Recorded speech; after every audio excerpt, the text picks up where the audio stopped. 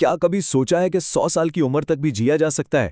یہ سوال نہ شاید کسی فلم کا ڈائلاگ لگتا ہے، لیکن آج ہم ان 18 عملی طریقوں پر بات کرنے والے ہیں جو ایک لمبی، صحت مند اور خوشگوار زندگی کی طرف ہماری رہنمائی کر سکتے ہیں۔ تو کیا لمبی عمر صرف قسمت والوں کو ملتی ہے، یا اچھے جینز کی دین ہے، یا پھر ہم اپنی روزمرہ کی چھوٹی چھوٹی عادتوں سے اپنی تقدیر خود لکھ سکتے ہیں؟ آئیے اس راز سے پردہ اٹھاتے ہیں۔ ہماری رہنمائی کے لیے نا یہ سوشل میڈیا پوسٹ ایک خزانے کے نقشے کی طرح ہے جس میں لمبی اور بھرپور زندگی کے 18 راز چھپے ہوئے ہیں۔ تو چلیں ان رازوں کو ایک ایک کر کے کھوجتے ہیں اور دیکھتے ہیں کہ ان میں ہمارے لیے کیا ہے۔ ہمارا سفر جسم سے نہیں بلکہ دماغ سے شروع ہوتا ہے۔ سب سے پہلا اصول ہمارے ذہن کے بارے میں ہے۔ دیکھیں، ذہنی سکون ایک ایسی مضبوط بنیاد ہے جس پر ایک لمبی اور خوشگوار زندگی کی عمارت کھڑی ہوتی ہے۔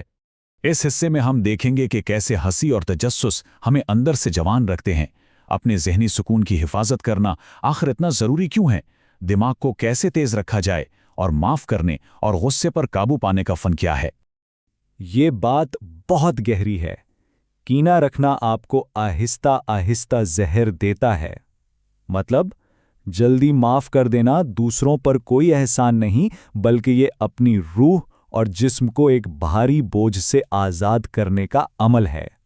غصہ دل کے لیے زہر کی طرح ہے، ہر جھونکا اسے کمزور کرتا ہے۔ اس کے برعکس ذہنی سکون اور سیکھنے کا عمل، وہ بیماریوں کے خلاف ایک مضبوط قلعہ بن جاتا ہے جو ہماری حفاظت کرتا ہے۔ تجسس یہ دماغ کے لیے ایک ایسے چشمے کی طرح ہے جو اسے ہمیشہ جوان رکھتا ہے۔ جس طرح ورزش جسم کو مضبوط بناتی ہے نا، بالکل اسی طرح نئی چیزیں سیکھنے کا شوق دماغ کو کبھی بوڑھا نہیں ہونے دیتا۔ اور اب بات کرتے ہیں دنیا کی سب سے آسان اور بالکل مفت دوا کی، یعنی ہنسی کی۔ یہ صرف ہمارے تناؤ کو نہیں بھگاتی بلکہ جسم میں خوشی کے ہارمونز بھی پیدا کرتی ہے جو کسی بھی مرہم سے زیادہ طاقتور ہیں۔ اچھا، ذہنی سکون کی بات تو ہو گئی، اب چلتے ہیں جسمانی صحت کی طرف، کیونکہ ایک صحت مند دماغ کے لیے ایک صحت مند جسم کا ہونا بھی اتنا ہی ضروری ہے۔ یہ دونوں ایک دوسرے کے بغیر بالکل ادھورے ہیں۔ اس حصے میں ہم جسمانی صحت کے ان رازوں سے پردہ اٹھائیں گے جو ہماری روزمرہ زندگی میں ہی چھپے ہیں۔ ہمیں کیا کھانا چاہیے، کتنا چلنا چاہیے، نیند کیوں اتنی ضروری ہے اور کن بری عادتوں سے ہر حال میں بچنا ہے۔ جاپان میں لمبی عمر پانے والے لوگوں کا ایک راز یہ 80% کا اصول ہے۔ اس کا مطلب سیدھا سا ہے کہ پیٹ کو مکمل بھرنے کے بجائے جب 80% بھوک مٹ جائے تو کھانا چھوڑ دیں۔ اس سے آپ کے ہاضمے کو آرام ملتا ہے اور جسم ہلکا پھلکا رہتا ہے۔ انتخاب بہت سیدھا ہے۔ اصلی خوراک قدرت سے آتی ہے، ہمیں توانائی اور غذائیت دیتی ہے، جبکہ ڈبے کا کھانا فیکٹری کی پیداوار ہے جو صرف وقتی سہولت دیتا ہے۔ لمبی صحت کے لیے فیصلہ ہمارے سامنے ہے۔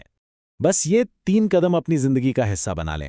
ہر صبح اٹھ کر جسم کو سٹریچ کریں، دن بھر میں بیٹھنے سے زیادہ چلنے کی کوشش کریں، اور نیند کو ایک ایسی دوا سمجھیں جو ہر روز ہمارے جسم کی مرمت کرتی ہے۔ اور یہ ایک ایسی عادت ہے جس پر کوئی سمجھوتا نہیں ہو سکتا۔ سگریٹ نوشی سے پرہیز۔ یہ صرف ہماری زندگی کے چند سال نہیں چراتی بلکہ پوری کی پوری دہائیاں چھین لیتی ہیں۔ اب ہم آتے ہیں تیسرے اور شاید سب سے گہرے ستون پر، ہماری روح اور ہمارے رشتے، کیونکہ دن کے آخر میں یہی تو ہماری اصل طاقت ہیں۔ یہاں ہم زندگی کی اصل طاقت کے بارے میں بات کریں گے۔ اچھے دوست اور اچھی صحبت، زندگی میں کوئی مقصد ہونا اور محبت کی وہ لازوال طاقت جو ہمیں زندہ دل رکھتی ہے۔ کتنی خوبصورت بات ہے، گہرائی سے محبت کریں، یہ آپ کی روح کو کبھی بوڑھا نہیں ہونے دیتی۔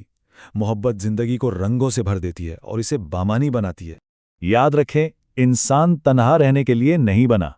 بہت زیادہ تنہائی زندگی کو مختصر کر سکتی ہے۔ اچھے لوگوں کے ساتھ وقت گزاریں، وہ لوگ جو ہمیں اوپر اٹھاتے ہیں، ہماری ہمت بڑھاتے ہیں۔ زندگی کا مقصد یہ وہ وجہ ہے جو ہمیں ہر صبح اٹھنے کی ہمت دیتی ہے۔ جن لوگوں کے پاس کوئی مقصد نہیں ہوتا وہ جلدی تھک جاتے ہیں۔ اپنا مقصد تلاش کریں، چاہے وہ کتنا ہی چھوٹا کیوں نہ ہو، اور زندگی کو بھرپور طریقے سے جیے۔ تو ہم نے یہ تمام 18 اصول جان لیے ہیں، لیکن علم بغیر عمل کے بیکار ہے۔ اب اصل سوال یہ ہے کہ شروعات کہاں سے کی جائے؟ سب کچھ ایک ساتھ بدلنے کی کوشش بالکل نہیں کرنی۔ خود سے پوچھیں، ان میں سے وہ کون سا ایک قدم ہے جسے آج اپنی زندگی میں شامل کیا جا سکتا ہے؟ اور اہم نقطہ یہی ہے، صرف ایک عادت کا انتخاب کریں، بس ایک، اور اسے آج سے ہی شروع کر دیں۔ ہمارا مستقبل کا وجود اس کے لیے ہمارا شکر گزار ہوگا۔ اور آخر میں یہ متاثر کن بات ہمیشہ یاد رکھیں، حرکت ہی زندگی کو رواں دواں رکھتی ہے، چاہے وہ جسمانی حرکت ہو، ذہنی ہو یا جذباتی، بس آگے بڑھتے رہیں۔ اگر آپ کو یہ باتیں مفید لگیں تو اسے لائک کریں، اپنے دوستوں کے ساتھ شیئر کریں اور مزید ایسی دلچسپ معلومات کے لیے ہمارے چینل کو سبسکرائب کرنا نہ بھولیں۔